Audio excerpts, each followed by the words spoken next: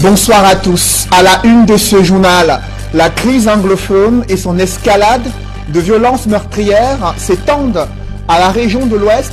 Des exactions des bandes armées sont stoppées par un cordon de sécurité déployé dans une localité frontalière avec la région du Sud-Ouest.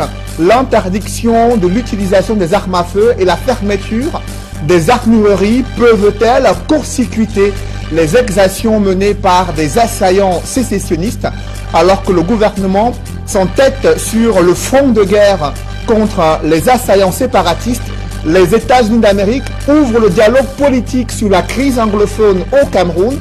Vous verrez dans ce journal comment l'ambassadeur des États-Unis d'Amérique au Cameroun a réuni autour de lui des acteurs politiques. Vous verrez dans ce journal comment l'ambassadeur des États-Unis d'Amérique au Cameroun a réuni autour de lui des acteurs politiques, acteurs de la crise anglophone, acteurs de la société civile pour discuter des solutions de sortie de crise. On en parle dans ce journal.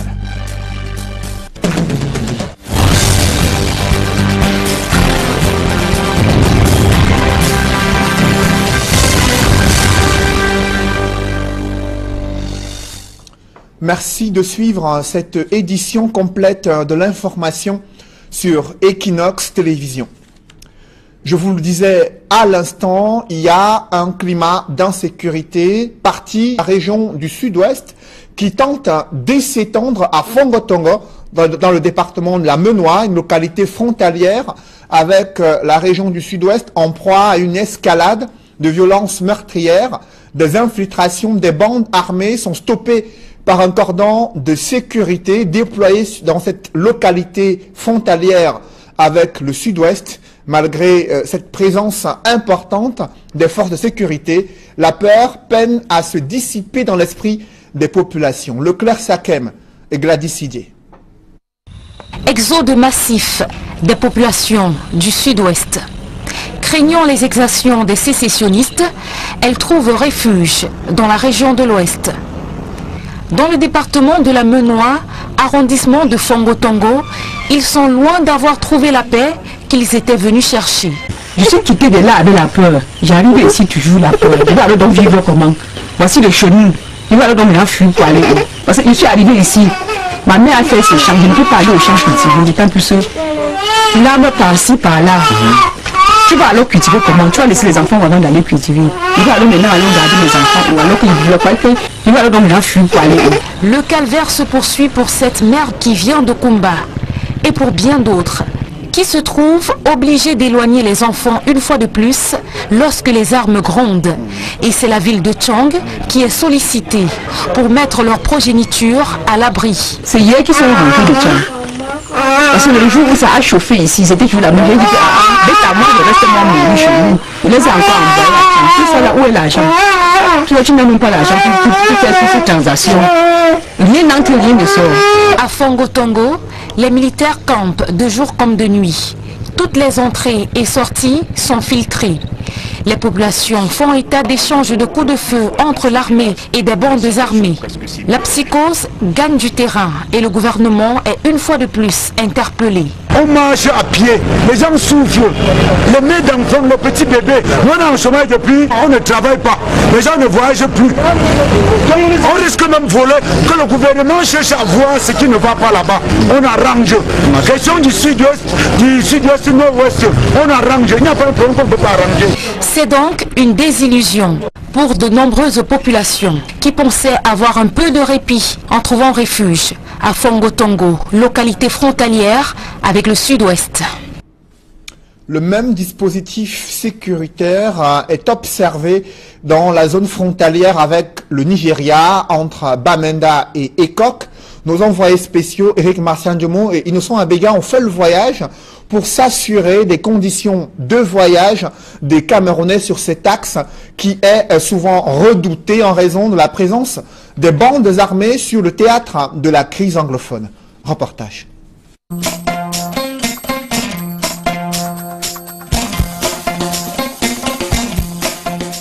Réceptionnée le 10 juin 2016, la route Bamenda-Ekok, longue d'environ 199 km, a apporté une certaine fluidité dans les échanges entre le Nigeria et le Cameroun. La crise anglophone freine malheureusement ce flux, mais plus encore, cette route est l'une des plus dangereuses du Cameroun, non pas en raison des accidents, mais plutôt des incidences liées à cette crise.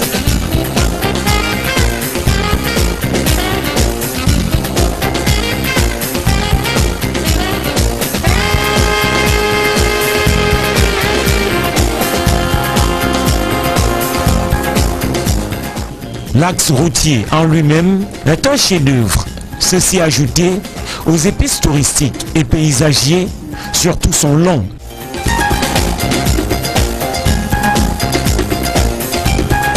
Ceci même si d'aucuns estiment que cette route aurait pu être aménagée sur une largeur plus importante. Le voyage semble paisible pour nous, mais les cas d'affrontement entre les forces de défense et les assaillants présentés comme des sécessionnistes sont nombreux dans plusieurs localités le long de l'axe routier. Conséquence, plusieurs villages complètement déserts. C'est le cas ici à Kendem.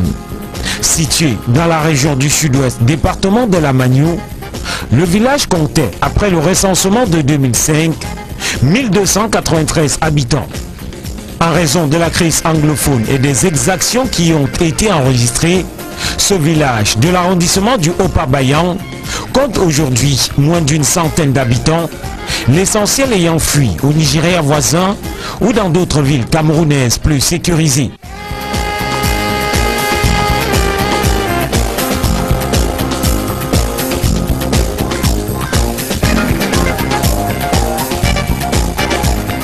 Plusieurs villages sur cet axe connaissent le même sort, d'où le nombre important de réfugiés camerounais actuellement présents au Nigeria. On parle de près de 50 000.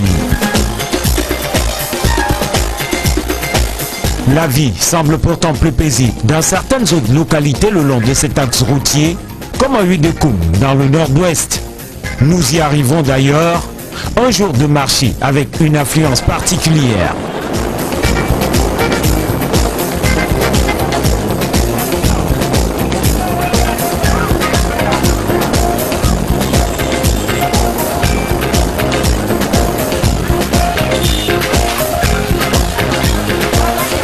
Les multiples cas d'attaque des hommes en tenue ont poussé ces derniers à redoubler de vigilance. Une vingtaine de checkpoints installés le long de l'axe Bamenda-Ekok par Manfé permettent aux hommes en tenue de filtrer les mouvements. Armes au poing, ils contrôlent les identités de tous les passants. Ceux à bord des véhicules doivent descendre et montrer patte blanche. Ces policiers et gendarmes, cible première des sécessionnistes, érigent sur ces checkpoints des mini-murs faits de sacs de sable et autres graviers et pierres qui servent de boucliers en cas d'attaque. Certains postes sont d'ailleurs munis de miradors pour mieux cerner l'arrivée des ennemis.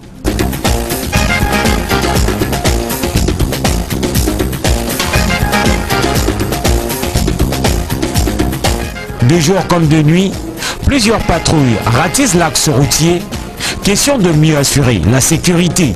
Malgré tout, les attaques sporadiques des sécessionnistes à bord des motos ou des voitures, ou même les enlèvements perpétrés sur cet axe, perpétuent sa dangerosité depuis l'entame de la crise anglophone.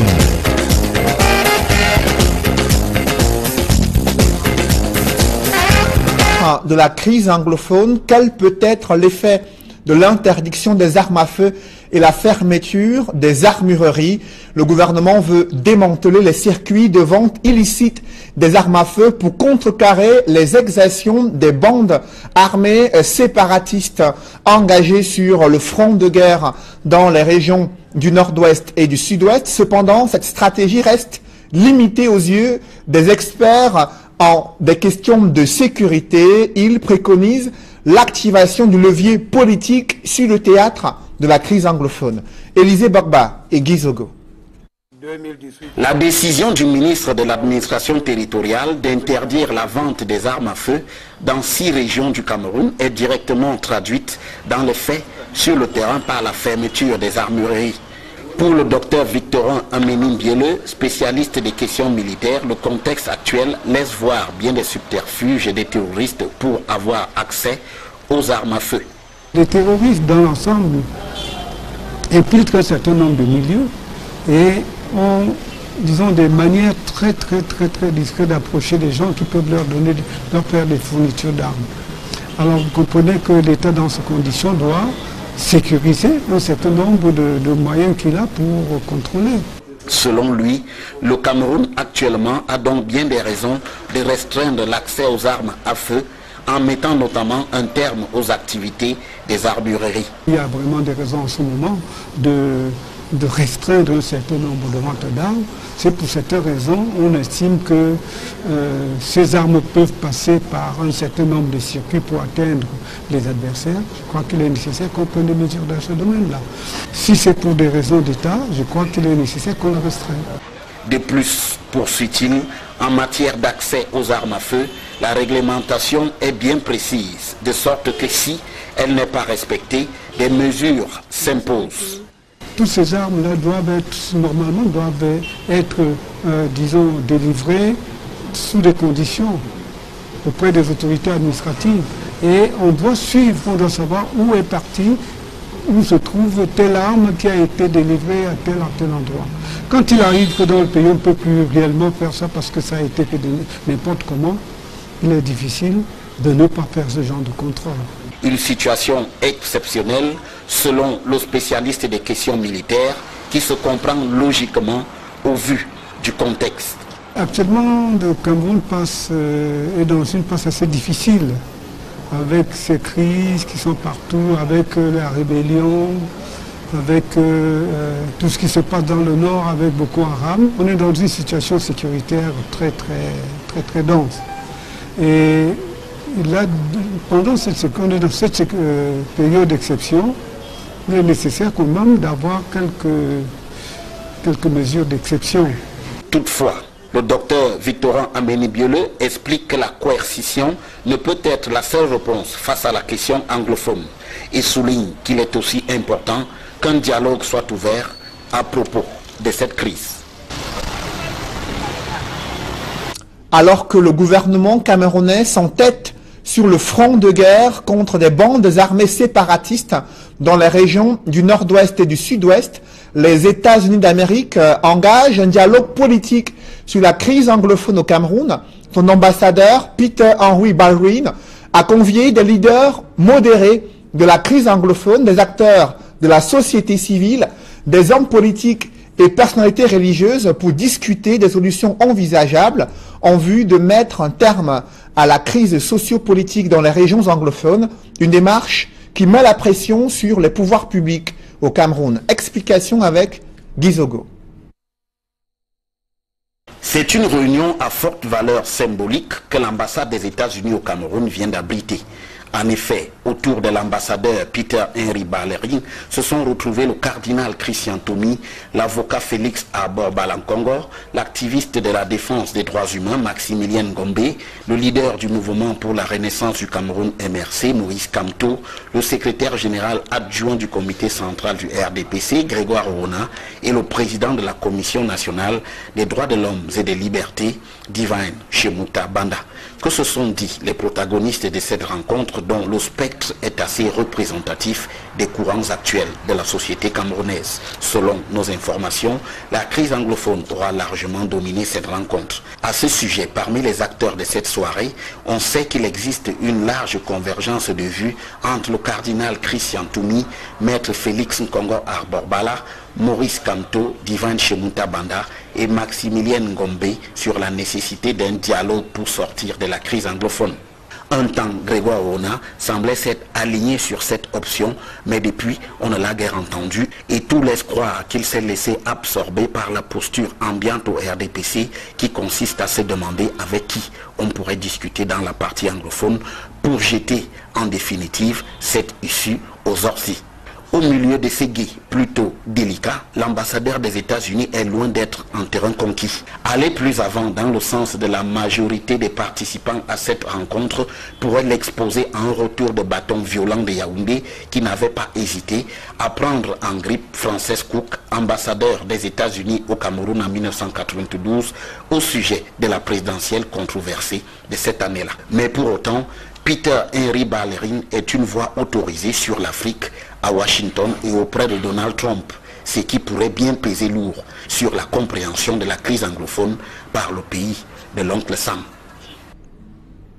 Dans le chaudron de la crise anglophone, le parti au pouvoir a perdu 7 sièges de sénateurs. La région du Nord-Ouest a plutôt plébiscité le SDF. Cependant, le RDPC s'offre une écrasante majorité au Sénat. Les résultats officiels du scrutin ont été proclamés par le Conseil constitutionnel. Le RDPC qui rafle 63 sièges de sénateurs mis en jeu durant le scrutin du 25 mars 2018.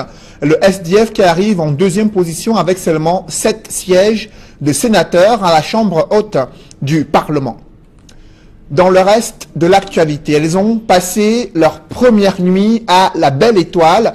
Ces familles expulsées de force de leur domicile dans le 5e arrondissement de Douala, la démolition de leur maison reste encore un choc pour ces familles, mais aussi un véritable cauchemar pour les enfants qui n'ont plus de cadre de vie adéquat afin de pouvoir assurer leur avenir dans le 5e arrondissement de Douala. Nos reporters les ont suivis très tôt ce matin, Auréal Choumi et Innocent Abega. Reportage. Makepe Misoké, le réveil difficile de Digapi.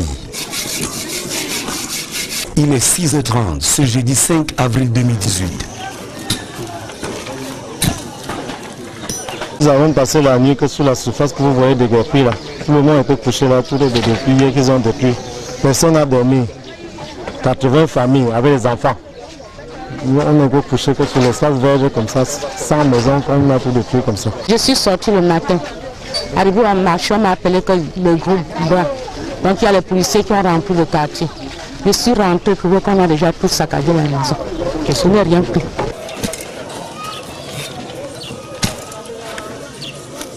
Certains Digapi viennent d'arriver. Ils étaient absents au moment des faits. J'étais en voyage, je n'étais même pas là. Je ne sais même quoi dire. À ce moment, je suis surprise. Des décombres sur plus de 4000 mètres carrés de superficie. 2 décennies de dur labeur pour dompter le marécage, selon les victimes. Ou avant auparavant, ou avant notre qui disait qu'on appelait Magongo. Il disait qu'on était sur la route.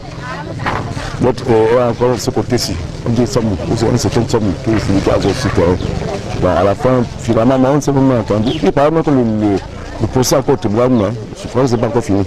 La solidarité agissante du voisinage a permis de loger les petits-enfants. Cela n'a pas été le cas pour les plus nostalgiques. J'ai dormi là-bas, sur la ruine de notre maison. C'est là que j'ai passé toute la nuit. Je ne connais même pas la position. Allez, quelque part chez les voisins. Vous avez tout avec toute la famille. L'heure est à la réflexion. Pour ces 80 familles désormais sans abri, il faut trouver une habitation pour fuir les intempéries et protéger les familles. Je ne sais pas si le gouvernement, je sais pas où le gouvernement camerounais peut nous venir en secours, ou nous trouver vraiment une voie légale, ce qu'on peut faire pour ce genre de grave situation. Nous n'avons rien et les riches ont prié pour les pauvres pour augmenter pour eux. Les gens que Dieu les ait bénis, ils ont oublié la bénédiction que Dieu les a donnée. Le procès qui les oppose à l'ordonnateur de ce dégapissement devait se poursuivre le 6 avril 2018 au tribunal de grande instance de Bonanjo. Au regard de ces conflits fonciers et leurs conséquences socio-économiques, les pouvoirs publics sont placés sur le banc des accusés. L'accès à l'habitat décent est une équation à plusieurs inconnues au Cameroun. Alors les populations se ruent vers des zones à risque et des espaces de terrain querellés sous le silence complice des autorités administratives. Les réformes foncières n'ont pas permis d'améliorer cette situation. Reportage Sylvestre Hippolyte Zangaou. Les mains aux hanches, le regard perdu. Marcus Penjo, 67 ans, se tient au beau milieu du tas de ruines où se dressait la maison dans laquelle il a vécu durant 22 ans. Comment est-il arrivé au quartier Makepe Misoké? Il s'en souvient comme si c'était hier. Je suis ici depuis 1996. J'ai payé mon terrain à la famille Mossongo. Les Mossongo m'ont toujours dit, fait comprendre que la vente qu'ils m'avaient faite, c'était provisoire pour qu'ils viendront me faire la vente définitive pour le soir, pour entrer mon terrain. On nous a fait commencer une zone verte. En attendant que nous, on essaie de déballer et qu'on voit que c'est déjà bien pour nous faire dans le titre, où on va nous faire le titre. C'est de la carrière. On connaît les gens de l'autre côté parce que les bénéfices de ça aussi maintenant, ils lavent ça aussi. Les camions venaient porter ça pour les développer partout. Alors nous avons trouvé là ici. Donc nous avons rembé, viabilisé de nous. La famille Moussongo ici citée fait partie du canton Bassa du Vouri, où se trouve le quartier Makepe Misoke, dans le 5e arrondissement de la capitale économique du Cameroun. Mais tous les déguerpis n'avaient pas acheté leur terrain auprès de cette famille. MV Ondo, par exemple, est tombé il y a 8 ans sur ce qu'il pensait être une bonne affaire. J'ai acheté mon terrain avec une maison dessus en 2010 à un monsieur qui m'a présenté le certificat de vente qu'il a acheté à la famille Moussongo. Je me suis engagé parce qu'il fallait trouver un abri pour ma famille. Et trouvant déjà que la zone n'était pas titrée, parce que quand j'arrivais, j'ai d'après mes renseignements par rapport à savoir si la zone est titrée. On m'a dit que c'était une zone verte. Installé confortablement pendant plus de 20 ans, pour certains, puis déguerpis un beau matin. Où ces habitants de Makepe Misoke ont-ils péché? Pour tenter de trouver une réponse à cette question, nous nous sommes tournés vers le projet de lutte contre les évictions, une structure qui existe au sein du comité de soutien des activités sociales et caritatives de l'Église catholique, où nous avons rencontré le chef de projet. Dans des années 70 et peu avant, il y a eu ce phénomène où des habitants de certaines régions du Cameroun ont suivi le développement des villes, se sont installés dans des villes avec justement l'accord des autochtones dans ces villes-là. Et ces endroits, notamment Makepe, Moussongo et beaucoup d'endroits dans la ville de Douala, des Panda et autres, c'était des forêts dans ces années-là. Donc ces personnes ont viabilisé ces zones. Ne connaissant pas le statut foncier de l'espace, c'est la raison pour laquelle le monsieur qui détient aujourd'hui le titre foncier a pu avoir son titre foncier. Vous ne pouvez pas mettre en valeur un espace et une tierce personne vient utiliser et justifier votre mise en valeur pour avoir un titre de propriété. Nos lois sont obsolètes. Parce qu'avec l'évolution justement de la société, avec l'évolution du temps, ces lois de 74 qui encadrent le foncier n'ont pas aussi évolué.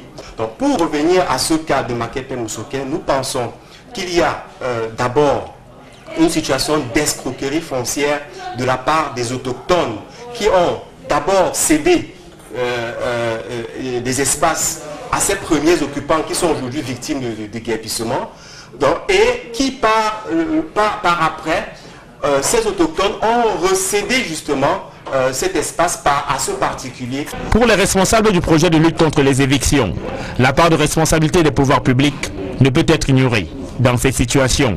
Les pouvoirs publics sont laxistes à ce niveau-ci, dans la mesure où justement il y a aussi la loi 80 sur l'atteinte à la propriété foncière qui justement encadre les questions d'occupation sans titre et qui donne la possibilité aux autorités, aux pouvoirs publics justement de déguerpir des personnes qui sont installées sur le domaine public parce qu'une zone verte fait partie justement, est classée dans la catégorie des domaines publics. Donc une fois que vous êtes installé, on devrait justement constater votre installation et procéder à votre déguerpissement. Mais quand on a attendu 20 ans, 30 ans après, à ce moment-là, il y a une complicité de la part des pouvoirs publics. Selon le comité diocésain des activités sociales et caritatives de l'Église catholique, depuis 2010, près de 4000 familles ont été expropriées à Douala.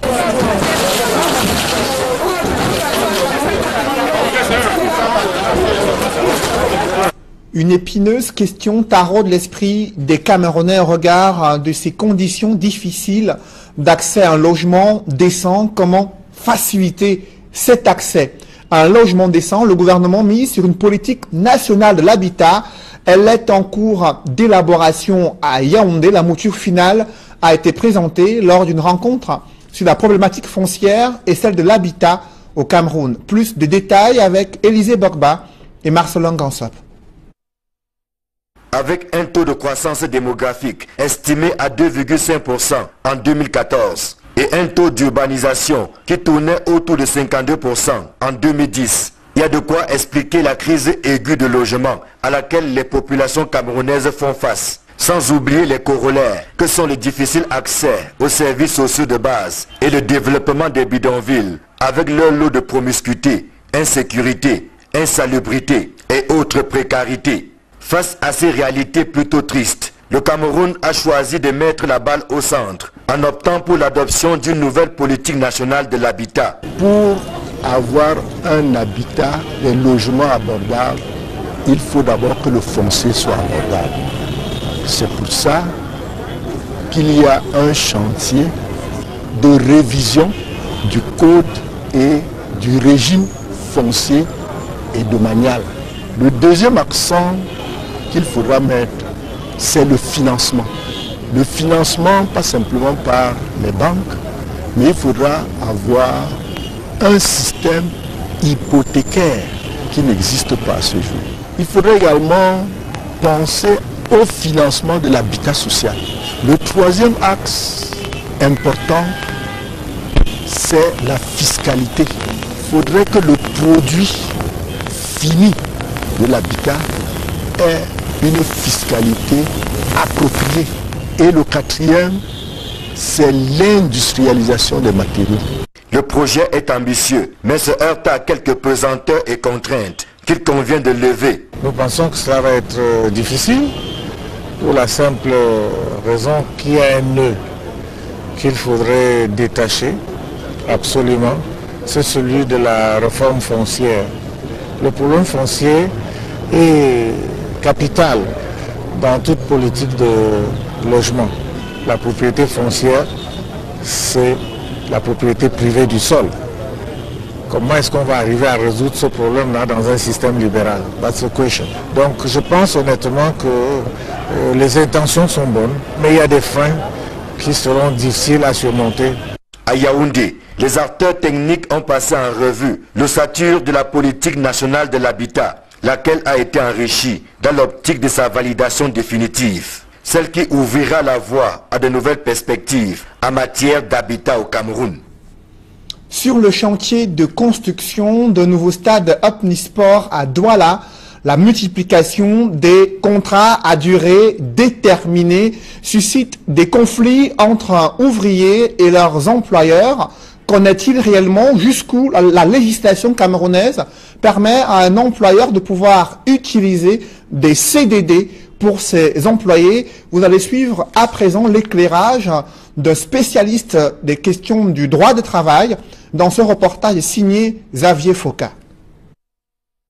Les ouvriers du chantier de construction du stade de Japoma expriment leur malaise socio-professionnel. Parmi leurs revendications figure en bonne place la question de l'application des types de contrats.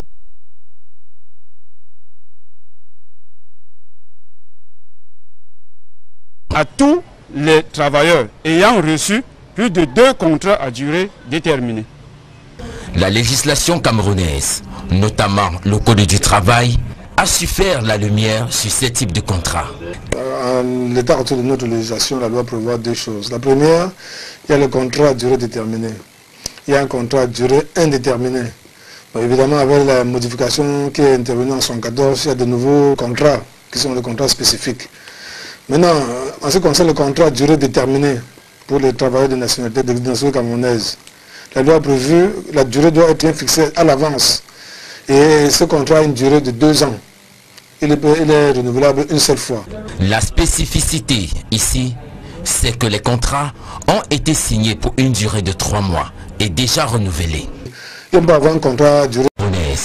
Notamment le Code du travail a su faire la lumière sur ces types de contrats. En l'état actuel de notre législation, la loi prévoit 2 choses. La première, il y a le contrat à durée déterminée. Il y a un contrat à durée indéterminée.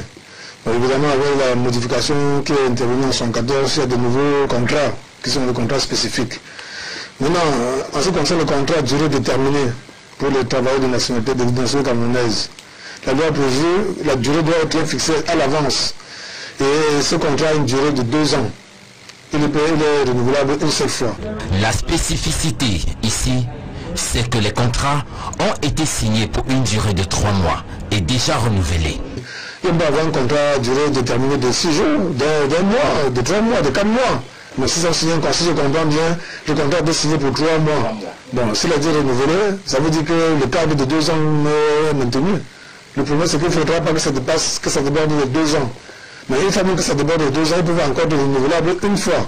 Ça va faire 4 ans de contrat à durée déterminée. C'est au-delà de ce cadre de la 4e année que le contrat se transforme automatiquement en contrat à durée indéterminée. Quoi qu'il en soit, il y a un réel malaise qui impacte l'évolution des travaux. Des municipalités s'engagent dans la construction de centres de formation agro-pastoraux. À Bafoussam 1er, le ministre de l'Agriculture, Henri Eyébé Aïssi, a été édifié sur les doléances de cette municipalité pour pouvoir poursuivre la formation des jeunes agriculteurs dans cette localité. Des précisions avec Dayaf Kana et Jean-Paul Chouniat. De passage à Bafoussam, le ministre de l'Agriculture et du Développement rural fait escale à Kouékon pour visiter le chantier de construction du centre de formation en métiers agro-pastoraux. L'ancien centre de formation rural était très étroit. Il fallait un centre beaucoup plus grand. Et un centre beaucoup plus grand, il fallait aussi un espace beaucoup plus grand pour qu'on construise non seulement des salles de classe, un dortoir et qu'on ait un champ d'application comme vous voyez à côté. Le projet vise à doter des jeunes désœuvrés de la MIFI, de l'Ouest et du Cameroun en connaissances scientifiques pour un meilleur rendement dans leurs activités futures. Un projet gouvernemental comme celui-là, quand vous avez la chance de l'avoir chez vous, en votre qualité de maïs, vous avez l'obligation de faire en sorte que la population bénéficie de telles réalisations. Henri Eyébé Aïssi fait le tour du propriétaire pour apprécier l'état d'avancement des travaux. Lancé en 2017, le chantier est exécuté à plus de 90%.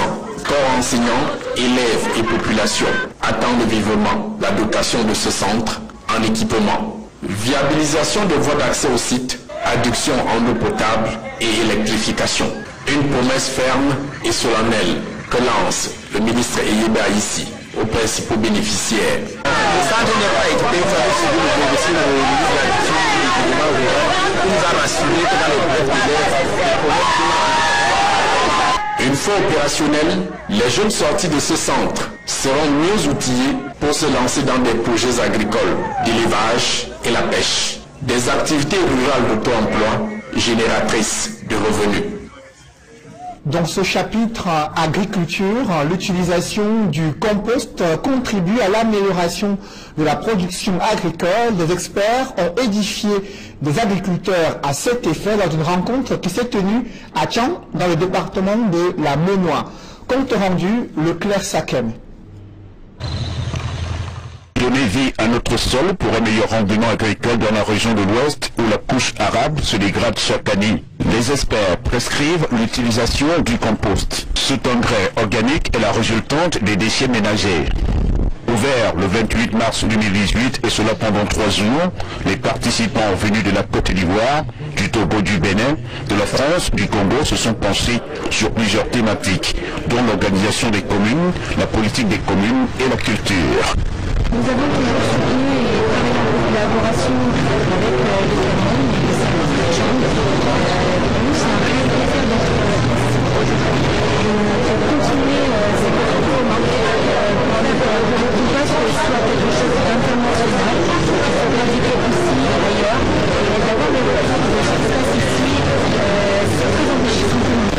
Ici à Nathalie, ivoirien, je visite là depuis des années et le constat est devenu un enjeu passionnant pour le développement. La commune de Tchang, qui expérimente le compost depuis plusieurs années, bénéficie de l'assistance de la commune de Nantes, fruit d'une coopération nord-sud.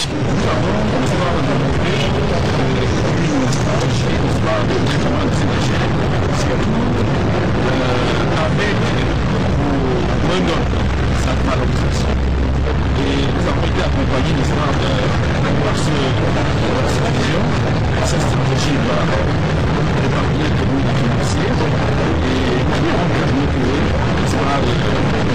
dans les jours à Tchad, le programme de la maîtrise du changement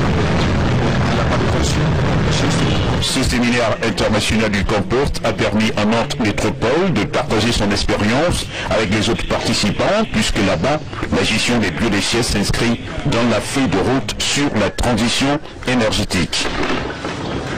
Dans les zones rurales, les projets de développement sur le plan local piétinent. C'est le cas à Niété où le conseil municipal a déploré de faibles avancées dans la mise en œuvre des projets d'investissement public dans cette localité. Des précisions avec Joseph Abenabena. La plupart des projets dans la commune de Niété ont été réalisés sur fonds propres. Pour l'exercice 2017, les conseillers sont face au constat dramatique. Les projets inscrits dans la dotation générale de la décentralisation, soit 133 millions de francs CFA, ont été annulés faute de carton. Et même dans le budget d'investissement public, environ 100 millions de francs CFA n'ont pas été perçus. Le doigt accusateur est pointé sur la situation socio-économique du pays. La plupart des projets, des crédits transférés par l'État aux communes à cause de cette malnutrition financière signalée plus haut, du fait de la mévente de nos produits de base, du pétrole et tout, et de ces guerres justement, l'État n'a pas pu, je ne veux pas parler d'honorer ses engagements, je veux seulement dire que dans la dotation générale de décentralisation, par exemple, nous avions 7 projets pour 133 millions de francs. Aucun de ces projets n'a été réalisé. Les comptes administratifs et de gestion sont concordants. Les conseillers réunis ici saluent le travail du maire en fin de mandat. L'action est là. Nous avons travaillé ensemble. Il n'est pas étranger à nous, monsieur le maire, parce que nous avons fait plusieurs mandats ensemble. Il a été au mieux de ses possibilités et nous pensons, personnellement, je crois que je ne peux pas lui reprocher quoi que ce soit. Sur un budget de 966 millions de francs CFA, 65% des recettes ont été recouvrées. 27% de dépenses exécutées et un excédent de 260 millions de francs CFA. Mesdames, messieurs, c'est la fin de ce journal. Merci de l'avoir suivi. Restez sur Equinox Télévision juste après cette édition du 20h. L'émission Regard Social présentée par Eric Kwamo. Bonne soirée sur cette même antenne.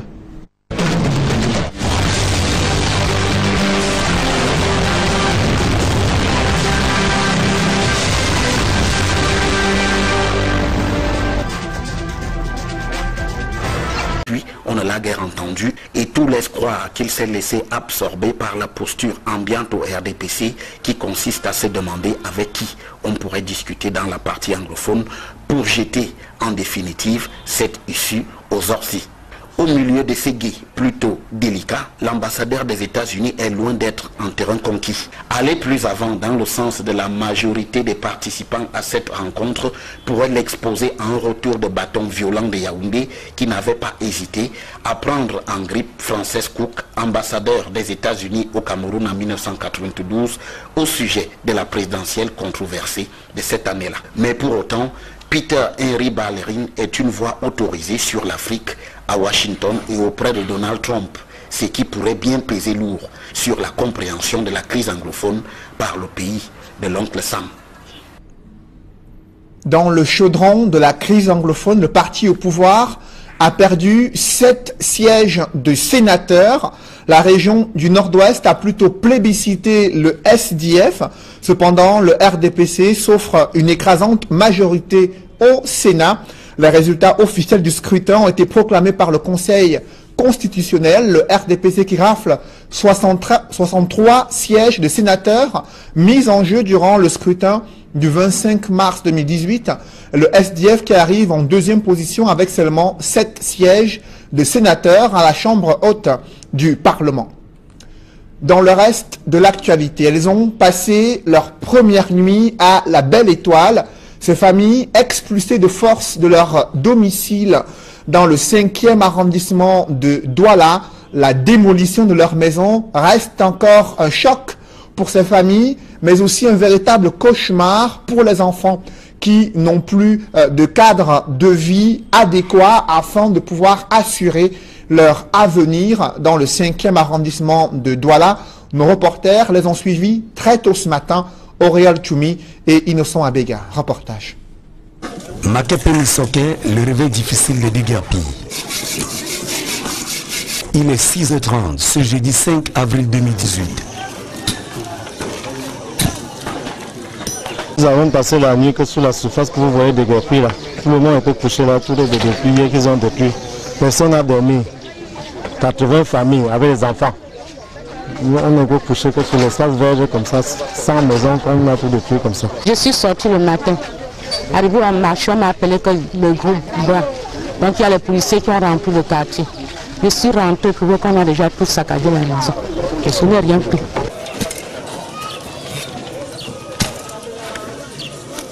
Certains déguerpis viennent d'arriver. Ils étaient absents au moment des faits. J'étais en voyage, je n'étais même pas là. Je ne sais même quoi dire. Parce que moi, je suis surprise. Des décombres sur plus de 4000 mètres carrés de superficie. 2 décennies de dur labeur pour dompter le marécage, selon les victimes. Ou avant auparavant, ou avant notre qui disait qu'on l'appelait Magongo. Il disait qu'on était sur la route. L'autre, encore ce côté-ci, on dit Somme, on s'était Somme, qui est celui qui a aussi terrain. Bon, à la fin, finalement, on ne s'est pas entendu. Et par exemple, le procès encore au tribunal, je crois que ce n'est pas encore fini. La solidarité agissante du voisinage a permis de loger les petits-enfants. Cela n'a pas été le cas pour les plus nostalgiques. J'ai dormi là-bas, sur la ruine de notre maison. C'est là que j'ai passé toute la nuit. Je ne prends même pas la position. Allez, quelque part, j'ai les voisins. Vous avez tout avec toute la famille. L'heure est à la réflexion. Pour ces 80 familles désormais sans abri, il faut trouver une habitation pour fuir les intempéries et protéger les familles. Je ne sais pas si le gouvernement, je sais pas où le gouvernement camerounais peut nous venir en secours, ou nous trouver vraiment une voie légale, ce qu'on peut faire pour ce genre de grave situation. Nous n'avons rien et les riches ont prié pour les pauvres pour augmenter pour eux. Les gens que Dieu les ait bénis, ils ont oublié la bénédiction que Dieu les a donnée. Le procès qui les oppose à l'ordonnateur de ce déguerpissement devait se poursuivre le 6 avril 2018 au tribunal de grande instance de Bonanjo. Au regard de ces conflits fonciers et leurs conséquences socio-économiques, les pouvoirs publics sont placés sur le banc des accusés. L'accès à l'habitat décent est une équation à plusieurs inconnues au Cameroun. Alors les populations se ruent vers des zones à risque et des espaces de terrain querellés sous le silence complice des autorités administratives.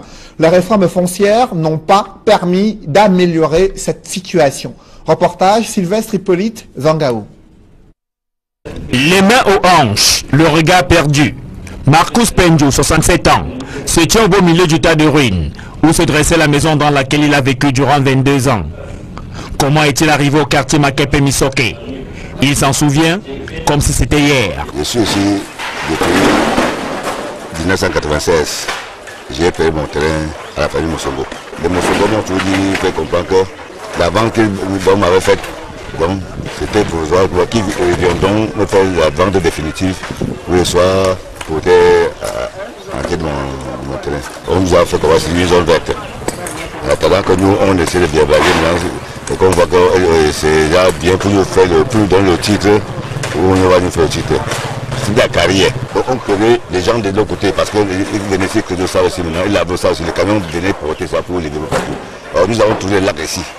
Donc nous avons rembé, viabilisé de nous à ces niveaux. La famille Moussongo ici citée fait partie du canton Bassa du Vouri, où se trouve le quartier Makepe Misoké, dans le 5e arrondissement de la capitale économique du Cameroun. Mais tous les déguerpis n'avaient pas acheté leur terrain auprès de cette famille. MV Ondo, par exemple, est tombé il y a 8 ans sur ce qu'il pensait être une bonne affaire. J'ai acheté mon terrain avec une maison dessus en 2010 à un monsieur qui m'a présenté le certificat de vente qu'il a acheté à la famille Moussongo. Je me suis engagé parce qu'il fallait trouver un abri pour ma famille.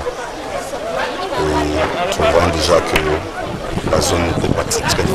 Parce que quand j'arrivais, j'ai la première renseignement par rapport à savoir si la zone est titrée. On m'a dit que c'était une zone verte. Installés confortablement pendant plus de 20 ans, pour certains, puis déguerpis un beau matin. Où ces habitants de Makepe Musoke ont-ils péché?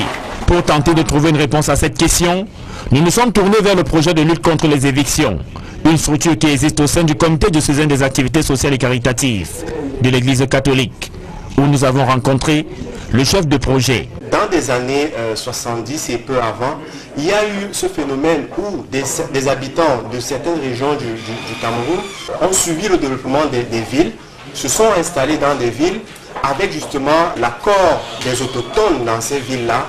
Et ces endroits, notamment Makepe, Musoke et beaucoup d'endroits dans la ville de Douala, Bépande et autres, c'était des forêts dans ces années-là.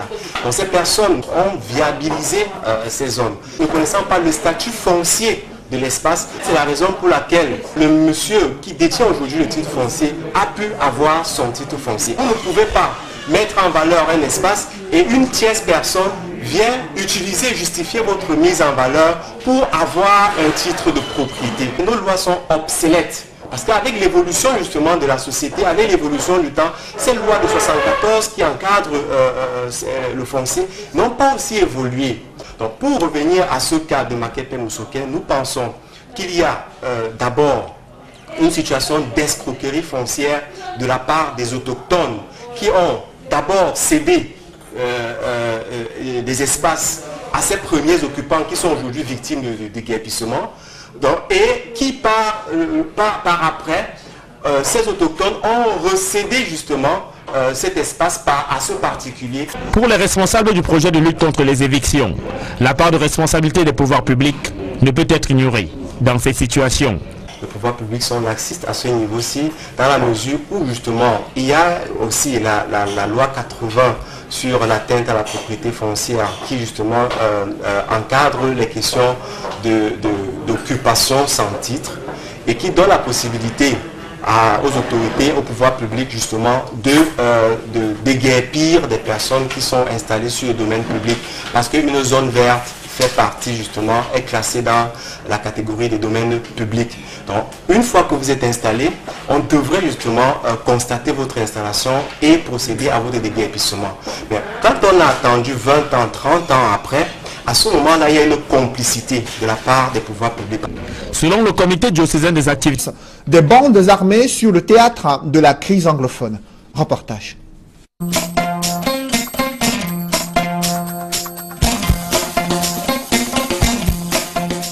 Réceptionnée le 10 juin 2016, la route Bamenda-Ekop, longue d'environ 199 km, a apporté une certaine fluidité dans les échanges entre le Nigeria et le Cameroun. La crise anglophone freine malheureusement ce flux, mais plus encore, cette route est l'une des plus dangereuses du Cameroun, non pas en raison des accidents, mais plutôt des incidences liées à cette crise.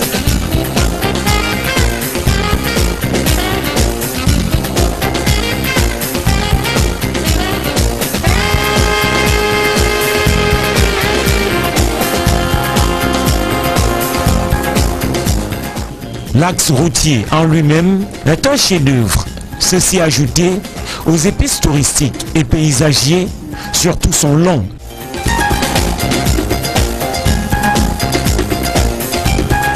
Ceci même si d'aucuns estiment que cette route aurait pu être aménagée sur une largeur plus importante.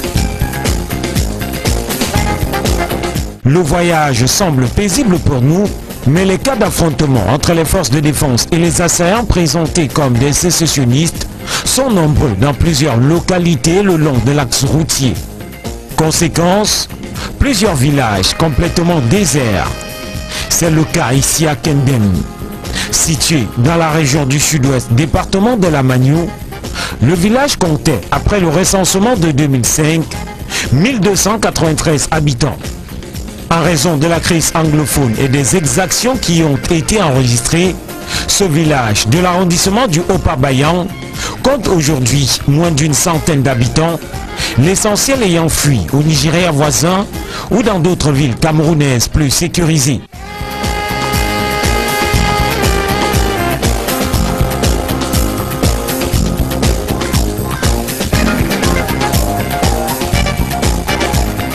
Plusieurs villages sur cet axe connaissent le même sort, d'où le nombre important de réfugiés camerounais actuellement présents au Nigeria.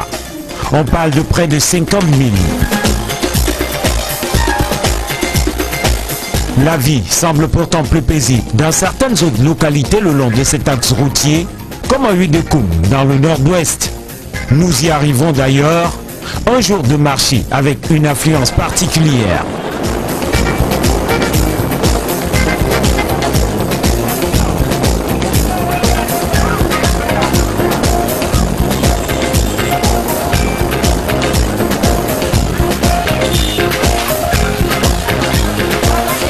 Les multiples cas d'attaque des hommes en tenue ont poussé ces derniers à redoubler de vigilance.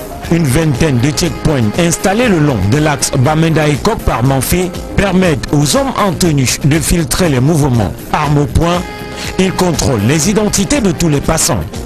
Ceux à bord des véhicules doivent descendre et montrer patte blanche. Ces policiers et gendarmes, cible première des sécessionnistes, érigent sur ces checkpoints des mini-murs faits de sacs de sable et autres graviers et pierres qui servent de boucliers en cas d'attaque. Certains postes sont d'ailleurs munis de miradors pour mieux cerner l'arrivée des ennemis.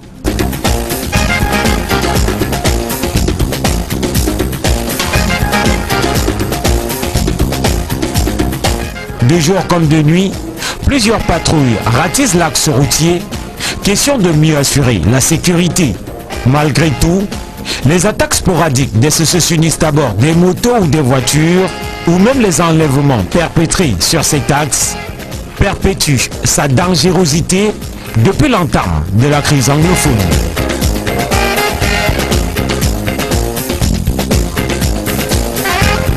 De la crise anglophone, quel peut être l'effet de l'interdiction des armes à feu et la fermeture des armureries?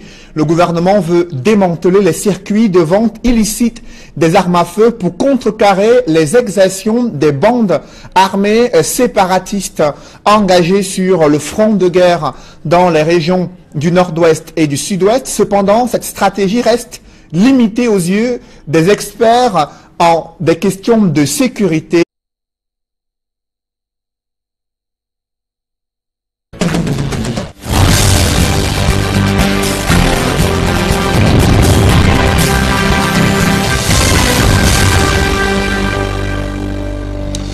Bonsoir à tous. À la une de ce journal, la crise anglophone et son escalade de violences meurtrières s'étendent à la région de l'Ouest. Des exactions des bandes armées sont stoppées par un cordon de sécurité déployé dans une localité frontalière avec la région du Sud-Ouest. L'interdiction de l'utilisation des armes à feu et la fermeture des armureries peuvent-elles court-circuiter les exactions menées par des assaillants sécessionnistes alors que le gouvernement s'entête sur le front de guerre contre les assaillants séparatistes? Les États-Unis d'Amérique ouvrent le dialogue politique sur la crise anglophone au Cameroun. Vous verrez dans ce journal comment l'ambassadeur des États-Unis d'Amérique au Cameroun a réuni autour de lui des acteurs politiques. Vous verrez dans ce journal comment l'ambassadeur des États-Unis d'Amérique au Cameroun a réuni autour de lui des acteurs politiques, acteurs de la crise anglophone, acteurs de la société civile pour discuter des solutions de sortie de crise. On en parle dans ce journal.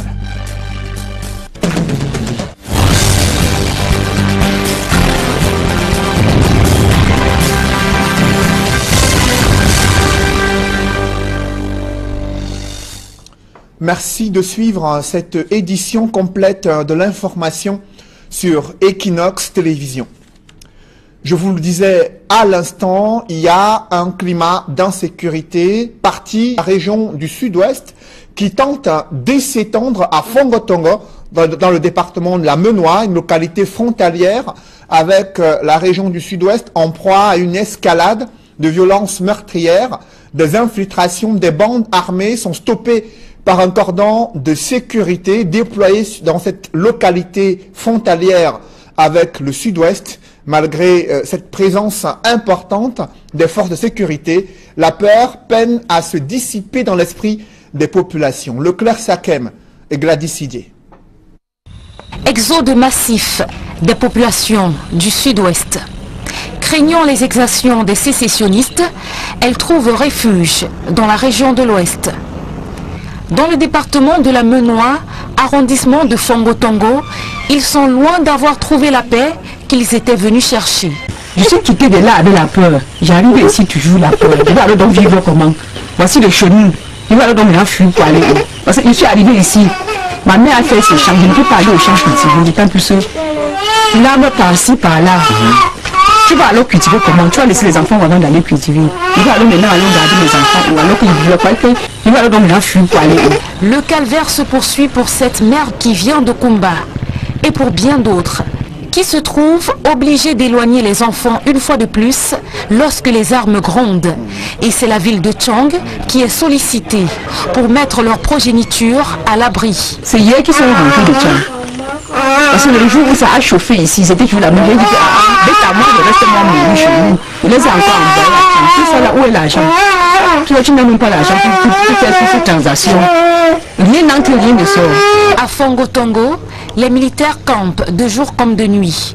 Toutes les entrées et sorties sont filtrées. Les populations font état d'échanges de coups de feu entre l'armée et des bandes armées. La psychose gagne du terrain et le gouvernement est une fois de plus interpellé. On marche à pied, les gens souffrent. Les mères d'enfants, les petits bébés, on est en chômage depuis, on ne travaille pas. Les gens ne voyagent plus. On risque même de voler, que le gouvernement cherche à voir ce qui ne va pas là-bas. On arrange. Question du sud-ouest, nord-ouest, on arrange. Il n'y a pas un problème qu'on ne peut pas arranger. C'est donc une désillusion pour de nombreuses populations qui pensaient avoir un peu de répit en trouvant refuge à Fongo-Tongo, localité frontalière avec le sud-ouest. Le même dispositif sécuritaire est observé dans la zone frontalière avec le Nigeria, entre Bamenda et Ekok. Nos envoyés spéciaux, Eric Martian Diomon et Innocent Abega, ont fait le voyage pour s'assurer des conditions de voyage des Camerounais sur cet axe qui est souvent redouté en raison de la présence, et ils préconisent l'activation du levier politique sur le théâtre de la crise anglophone. Élisée Bogba et Guy Zogo. La décision du ministre de l'administration territoriale d'interdire la vente des armes à feu dans 6 régions du Cameroun est directement traduite dans les faits sur le terrain par la fermeture des armureries. Pour le docteur Victorin Aménin-Bielleux, spécialiste des questions militaires, le contexte actuel laisse voir bien des subterfuges et des terroristes pour avoir accès aux armes à feu. Les terroristes dans l'ensemble infiltrent un certain nombre de milieux et ont, disons, des manières très discrètes d'approcher les gens qui peuvent leur faire des fournitures d'armes. Alors vous comprenez que l'État dans ces conditions doit sécuriser un certain nombre de moyens qu'il a pour contrôler. Selon lui, le Cameroun actuellement a donc bien des raisons de restreindre l'accès aux armes à feu en mettant notamment un terme aux activités des armureries. Il y a vraiment des raisons en ce moment de restreindre un certain nombre de ventes d'armes.